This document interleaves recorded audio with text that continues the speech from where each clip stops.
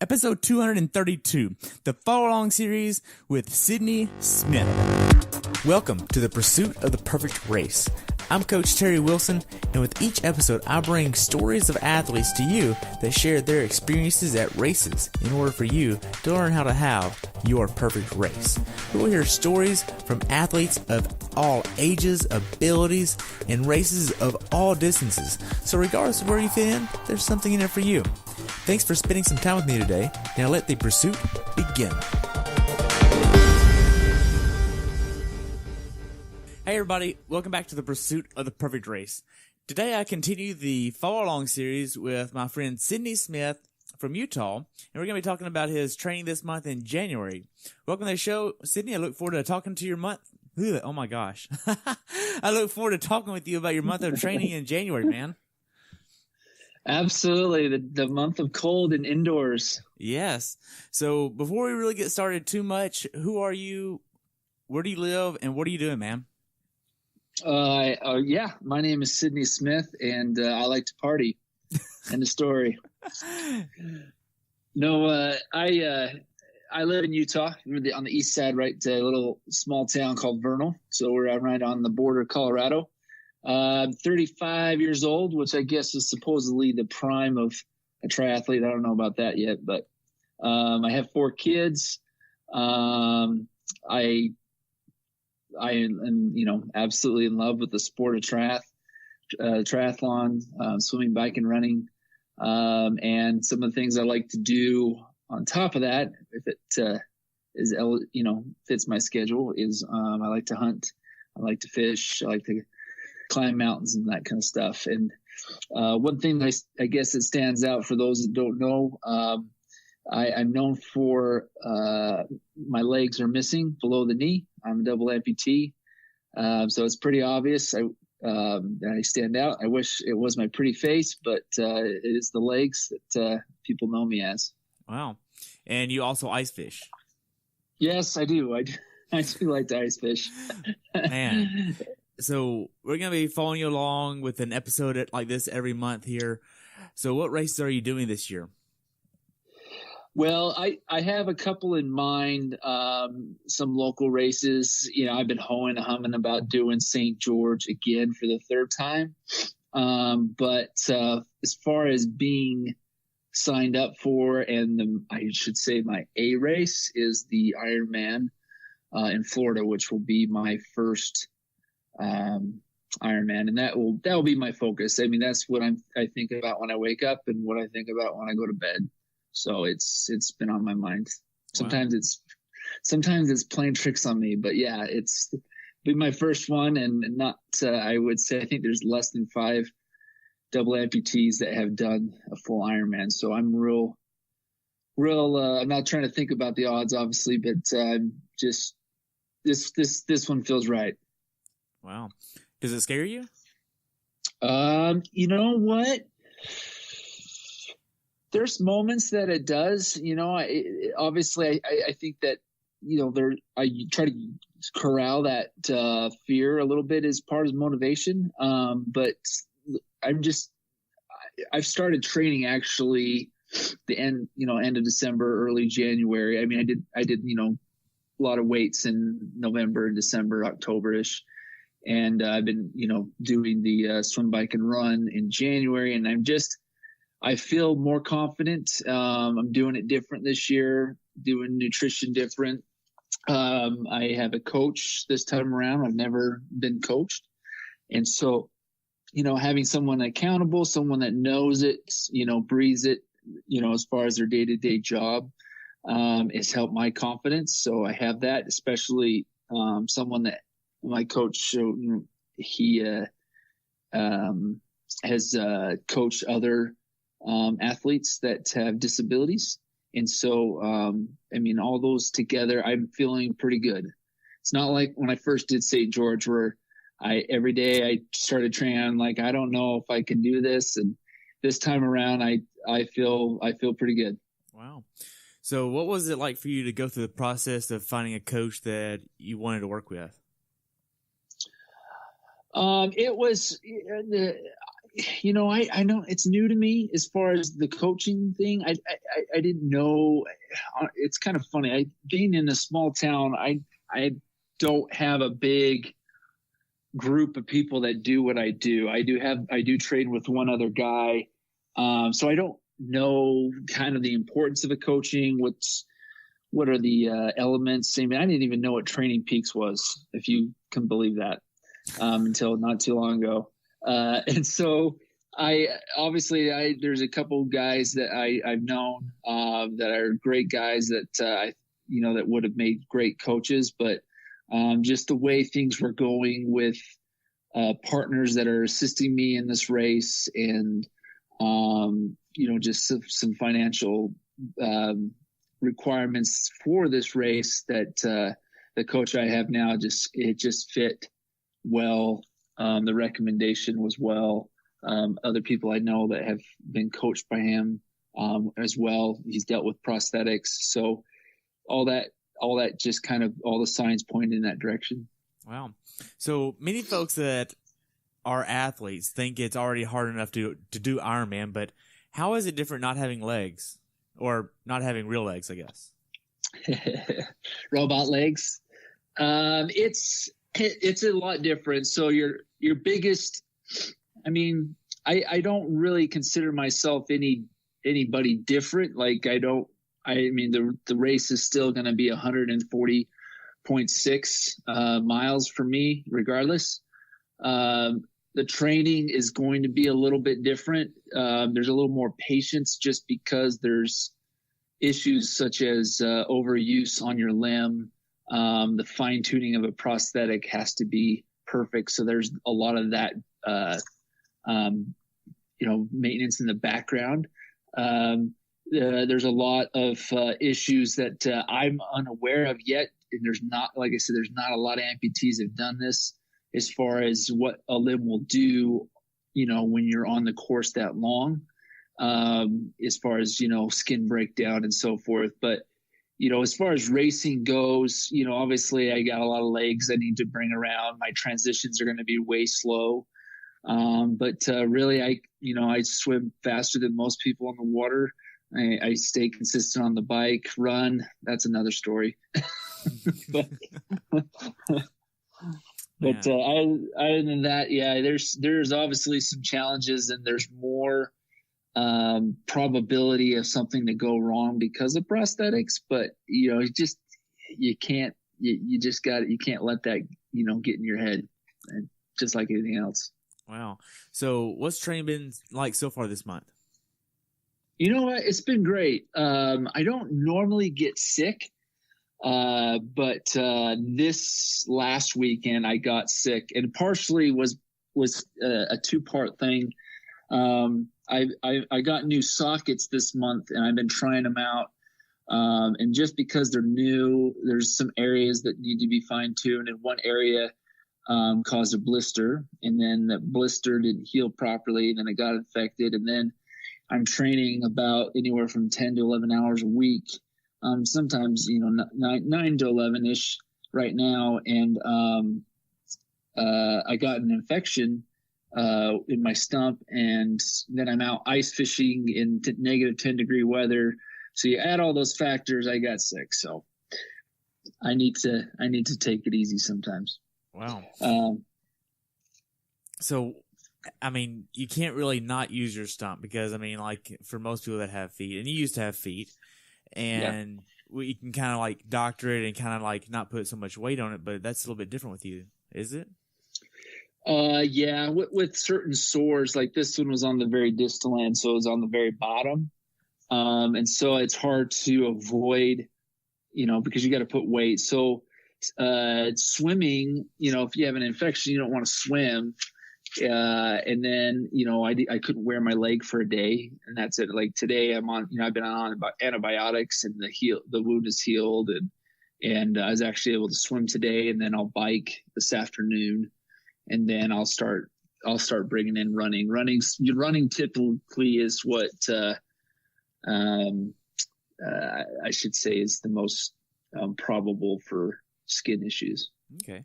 So what challenges do you face with biking and running that other athletes don't face, because you have to have a bike that is set up for you that's a little bit different, right? Yeah, definitely. One of the things that I did last year that was awesome was I got with the bike fitter, and someone saw a YouTube video of me and they suggested, "Hey, dude, you look so uncomfortable on the bike. You should get a bike fit." And I always thought that was, just a Ponzi scheme to get money out of you or whatnot. But I'll tell you what, it was awesome. Like, I got a bike fit and everything was more comfortable. Just like they say, you're more comfortable off the bike, et cetera. So I had one that a guy named Jeff Sherrod out of Salt Lake that does his company's called Precision Bike Fit, and he's amazing. He's known as the Bike Whisperer, and he has fitted multiple athletes with disabilities or prosthetics. One of which, Grace Norman, who won the gold down in Brazil for the Olympics in triathlon, and he was able to fit me. I believe I was his first double amputee patient, and we just kind of had to be in the position a little bit different. For me, since I don't have calf muscles, and we actually positioned the pedal on my prosthetic towards the back, like on the heel, which sounds silly, but if I put it on the toe, I actually I lose a little bit of power through the stroke. It's not a smooth stroke. It's just kind of a sloppy stroke if I have it on the toe. The only downside of it is it's a little uncomfortable to get out of the saddle when your pedal is towards the heel. But I mean, we're dealing with the dynamics of a prosthetic, so it's just not going to be the same as a foot. And that's one thing that Jeff's done well at, is he's able to look outside the box, try different things. We think we're just kind of getting close to what we think is going to work best. Wow. So I was your volunteer that helped you in transition at Boulder in 2017 for the 70.3 there. And I noticed you had 2 different pairs of legs. Yeah. Why is this? I had 3 actually. One I had that was just my everyday legs that I could walk in. And because for Boulder, the transition from the water to the bike or T1, it's so far away that my biking legs, because there's no flex in them, they're just pretty much posts. It's so far away that I have to take my walking legs to go to my bike, and then I take my legs off, and that's where I met you.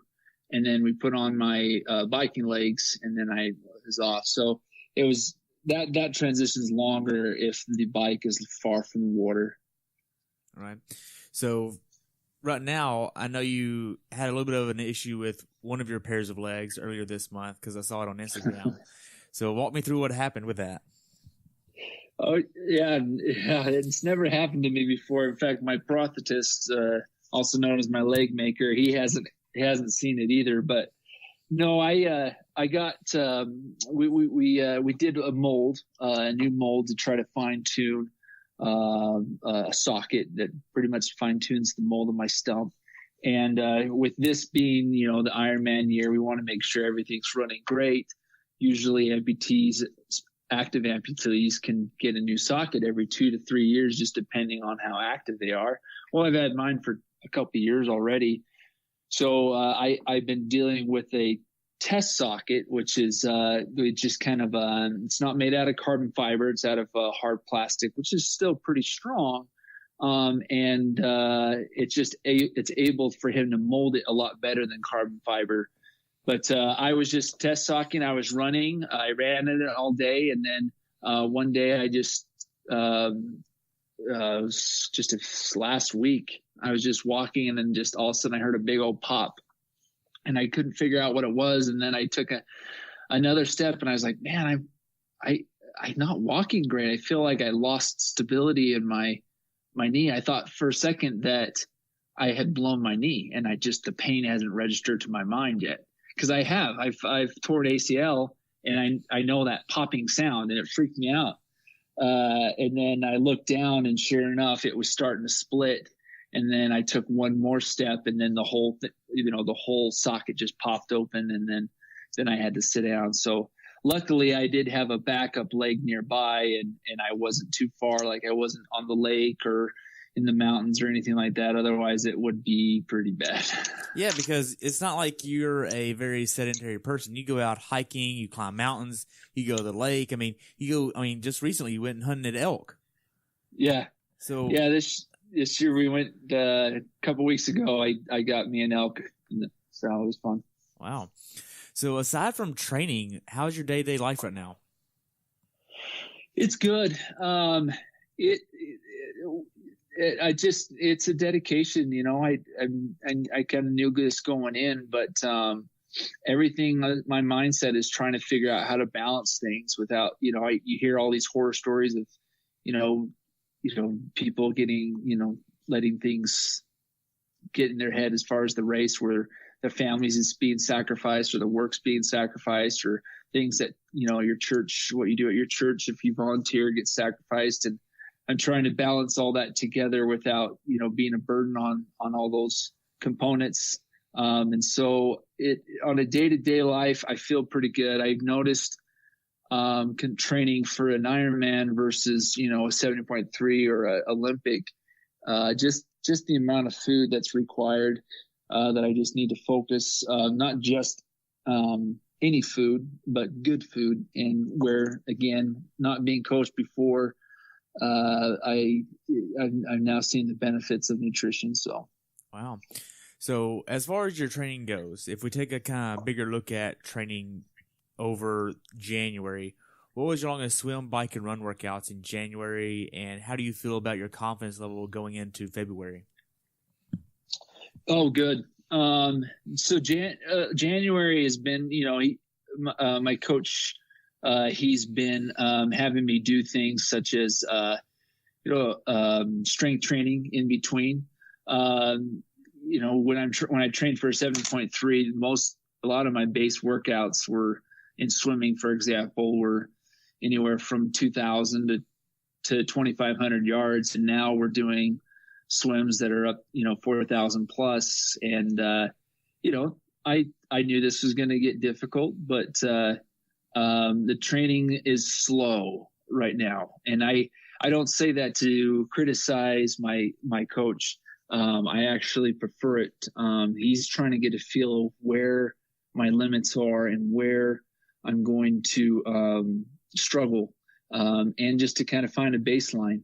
And so I appreciate it, because I really think that is going to be the key to, especially as I'm getting new prosthetic legs and adjusting, is to do workouts slow. So a lot of my runs are just zone 1, zone 2 paces, bikes, same thing.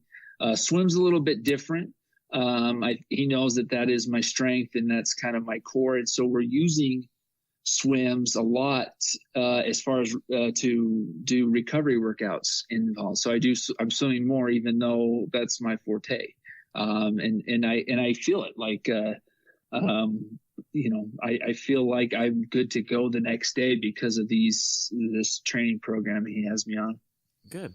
So, it's no, gosh, I'm losing my train of thought, but it's, no secret, I guess you'd say, that Ironman Florida has an ocean swim. Have you ever swam in an ocean?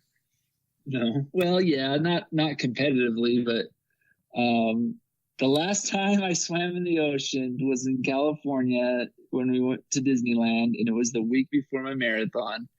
And I thought it'd be cool to try to surf without any legs. And I did okay for a little bit. And then one wave kind of threw me over my board, and my stump hit a rock, which then I couldn't wear my prosthetic, and therefore I couldn't do my marathon. So wow. The ocean kind of has it was a bone bruise. In fact, I was out for 6 weeks. It was bad. But yeah, the ocean had my name that day. So I'm sure we'll do some training sessions that will help get used to doing an ocean swim. Well, so right now, how would you rate your confidence going into Ironman with the training that you're going to be getting from Andrew? Yeah, definitely high. I trust Andrew. And like I say, Andrew's my coach, Andrew Stasinos. And he's done it, some Ironmans himself. He's, like I said, he's trained other athletes, and he's had experience with, Paralympians and athletes with, prosthetics. And just the fact that we communicate almost daily is a plus, even this early in the race, or excuse me, in the training. It helps a lot. Wow. So I know you have a full-time job and you also have a wife, 4 kids, and you train and you hunt and you go to church. How is all this balanced right now? Are you managing pretty well with your training? I think that might be a question you want to ask my wife. She might give you the honest answer. Because in my opinion, I feel like I'm doing great. There are times I got to watch myself. I don't normally train on a Sunday, but there'll be sometimes something come up where I, either going on a big fishing trip or I am hunting on Saturday, where I'll try to bump my workouts that way. I'm training a lot more at home, so I'm not spending time driving all the way to the gym, etc. So I'm doing more workouts at home, which my wife actually had told me she appreciates that. A good conversation I had with Andrew was about my lifestyle and how I felt, a little skittish, how much this is going to take time, and he flat out said, I want you to be happy. Obviously, I want your wife to be happy, and if I feel like things are getting out of place, you need to be honest with me, and we just got to maybe find some adjustments to make that work, which again is a great asset of or quality of a coach, is to understand that we have lives too. And so that was really, really nice. And then, like I said, I told my wife that, and she thought that was wonderful. So good. So to back up a little bit, what was it like when you told your wife, "Hey, I want to do a full Ironman"? She knew. She knew it was coming. Yeah, she knew it was coming. Like, it was just, what year was it going to be? I mean, the actual, conversation started 3 years ago when I was in the hospital, and I told her that's, what I wanted to do when I lost my legs, that's my goal. And I think it's every time I increased the distance from like a 5K to a 10K, and then my first triathlon to sprint to Olympic and then doing multiple 70.3, she's just knowing that it's going to happen. She knew it wasn't a complete shock. I don't know if she knows completely like the requirement of it, but she's got a good respect for it. Okay. So I know we have a little bit of an understanding that you don't have legs, but what about the people that don't know why? I'm sure that's a good question to ask or cover. Oh, why? Yeah. What happened? Yeah. No, I lost my legs to a disease called Charcot Marie Tooth. It's a progressive genetic disorder. Muscular dystrophy is the category it falls under. Pretty much I was born with a normal body, and it's something obviously I inherited that progressed over time. And about age 12 is when I started showing signs where my feet would start to deform. And as I got older, my feet got worse, had multiple surgeries, and my muscles would fatigue, not just in my feet, but in other parts of my body as well. But the feet were the big deformity, and things would break down, bones would break down, muscles were unfunctional. And so the doctors, after seeing, multiple surgeries, by the time I hit age 30, they given me a decision whether I live with a foot that doesn't function and still, keep it, but be in a wheelchair, or have amputations. And so that was the route that we went, is that we decided to amputate just for the reason that I was young father, and I wanted to be active, and just that sounded like the chances were better calculated to have an active lifestyle. So we went with prosthetics. Wow. And how emotional of a decision was this? Because, I mean, that had to be hard emotionally and physically, not only on you, but your family. Yeah, definitely. The timing was rough. My kids were young enough, and when kids are that young, they're very accepting, which is a beautiful thing about them. My wife is actually, I still don't know how she would do that, because if the roles were reversed, I don't know how I would react. Obviously, for better, for worse it would be in my mindset. But, like even today, like the things she still puts up with me and helps me, and accepting of who I am and what I do and the way I look, she's just an amazing woman. Wow. After you had all this done, did that impact your self-confidence just overall?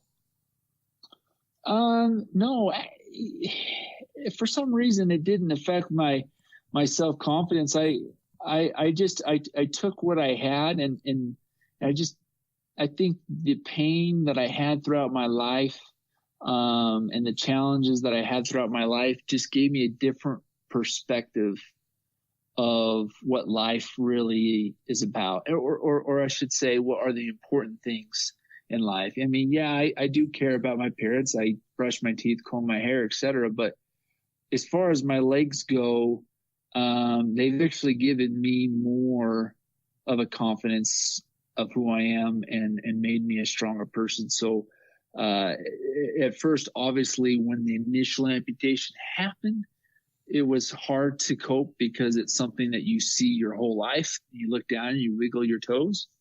But now it doesn't faze me. In fact, when I dream, I don't even think about feet. I dream and I have prosthetics on. So it's just become who I am and part of me. And I mean, it doesn't bother me at all. I mean, I notice when people look at me, like I go to Walmart or kids will point out the obvious, but it doesn't faze me. Okay. Wow. So I know you worked with Amputee Blade Runners out of Nashville, and I want to say this right. Is it Phil Hour out of Chattanooga? Yes. Yeah, they're both two great companies. They provide Amputee Blade Runners uses companies like Phil Hour to help provide running blades for amputees when insurances say no, which most, if not all, insurances say no to running prosthetics, is it's not a medical necessity. So they're an organization that selected me as one of their ambassadors to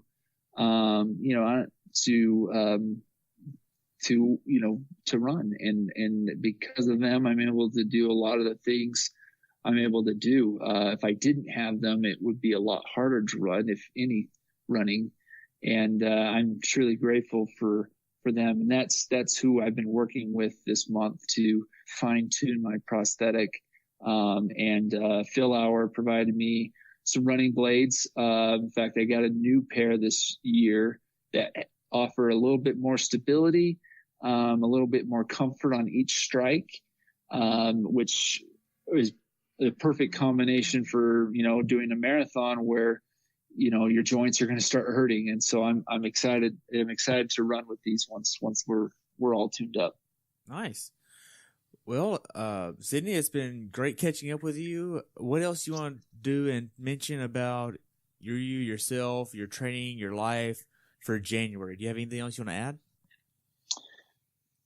No, I said, this is all new to me. I appreciate that you're allowing me to share my journey and my feelings and my frustrations. Kind of, hopefully you catch me on a good day, but, as of right now, you did catch me on a good day, and I'm super excited.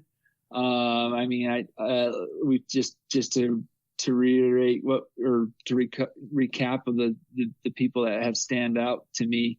Especially helped me this month is Jeff with Precision Bike Fit, Andrew with my coach with Balanced Art Multisport, and Phil Hour out in Chattanooga, and they actually build their prosthetics here or their prosthetic feet here in Salt Lake. And then, of course, Amputee Blade Runners, who, really have been a huge piece to get me where I am. And all of those guys have been a huge support of what I'm doing. They know it's not going to be easy. There's been other double amputees that have tried this and have failed. So there is that possibility, but the fact that they believe in me and they know I could do it is a huge motivator to me. So I'm grateful for them. Wow. Well, Sidney, I look forward to following you every month this year and checking in with you after Ironman races, and hopefully we can actually get some good emotions one day about how the tough training of Ironman is going to impact you and the family and all that fun stuff, man. Sweet. I'm excited. Definitely I haven't asked you this, Terry. Have you done an Ironman? I have. I've done Chattanooga. So is it, when I got to ask you, when you're doing your Ironman, are you thinking about the whole journey, or are you just thinking about the race?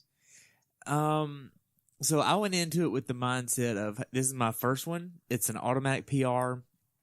I got off the bike in like 6 hours and some change, which I know isn't that great of a time, but I got off the bike and I started running right out of transition, and I found my wife and I was like, hey, what time of day is it? And she said it was like 4 o'clock. And I'm like, whoa, what am I doing running? I got all day to run a marathon. Like, I got 8 hours. Like, there's no need to run right now. It's an automatic PR. So, I mean, from that point, it really just changed my mind of, okay, I don't have to worry about missing the finish line. It's, all right, I have enough buffer time to just enjoy the rest of the race. But if I didn't have that, I feel like it would have been a different mindset. It would have been like, oh my gosh, I have to actually run a lot. But I just enjoyed it, and I didn't really think too much about the training as much. I had a coach, Dave Jimenez, with Octane Athletic Training Systems, OATS, and we worked together, and he's a great coach, and he just set me up for success there with the same goal of, hey, I just want to have fun and enjoy it and not worry about cutoffs, and that's what he did. So I'll go back to the full one day, but not right now. So that's awesome. No, I think about where's my mind going to be? Is it going to think about, from day one of the commitment? Is it going to think about the training? Is it going to be looking outside of the scenery and just praying for this to end? Or am I just going to, be a machine and just, one foot left, one foot in front of the other the whole way through? But yeah, I was just kind of curious what your mindset was like during the race itself. Yeah, I mean, during the race itself I looked up in Chattanooga, you swim under 3 different bridges. I remember looking up, sighting the very first time and going, wait a minute, I didn't see a bridge at all. It's like, all right, swim a few more strokes, sight again. Nope, no bridge. You're like, oh my gosh, I can see this river winding around and there's not a bridge in sight. But you just see this line of buoys all the way. I'm like, okay, well, this is going to be a long day, so just enjoy it. So that was pretty much my mindset. Cool. That's awesome. That's awesome. Man, well, so to wrap up and continue the series here, what is your word or phrase of the month for January? If you could sum up January. Oh, the word or the phrase.